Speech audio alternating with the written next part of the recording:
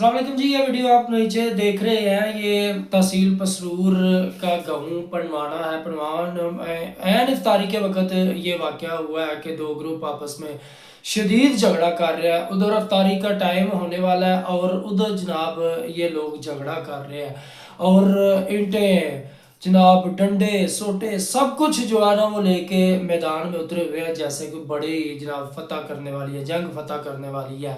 ये पलवाने का वाक़या है और ये कहा जा रहा है कि इनका कोई पुराना जो दुश्मनी थी, पुरानी दुश्मनी को इस रमज़ानुल मुबारक में फिर उन्होंने उजागर कर दिया और मैदान में उतर आए हैं।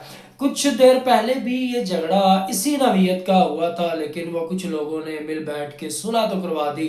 लेकिन कुछ लोग होते हैं जो सुलह होने के बावजूद भी अंदर कराहत रखते हैं, अंदर वो जज्बा रखते हैं कि जनाब दर्द रखते हैं कि हम हमारे साथ ये वाक़या हुआ था, कोई भी मौका मिलेगा हमने वो मौका हाथ से नहीं जाने देना।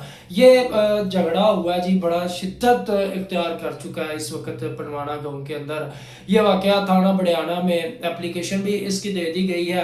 यार आपसे सिर्फ एक ही दरख्वास्त है, कम अज़ कम रमज़ानुल मुबारक का ख्याल कर लें। झगड़ा फसाद दंगा फसाद करना कोई अच्छी बात नहीं है। ये कम अज़ कम रमज़ानुल मुबारक का ख्याल कर लें।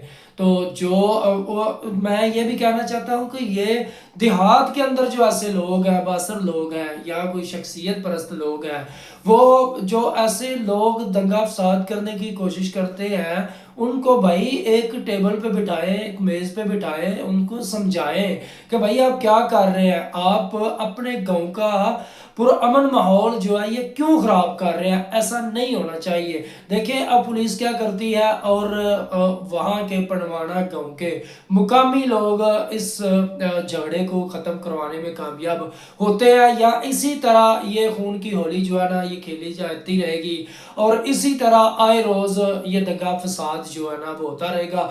पनवाना के बाअसर लोगों से दरख्वास्त है, जो असर और सूख रखने वाले लोग हैं उनसे भी दरख्वास्त है कि इस वाक़े को आप ज़रा संजीदगी से लें और इन दोनों फरीकैन की सुलह करवाएं। सुलह करवाने से अल्लाह भी राज़ी होता है और आपकी भी भले भले हो जाएगी। तो सुलह करवाएं, ना कि यहाँ पे कोई जनाब नौजवान अपनी ज़िंदगी की बाजी हार जाए।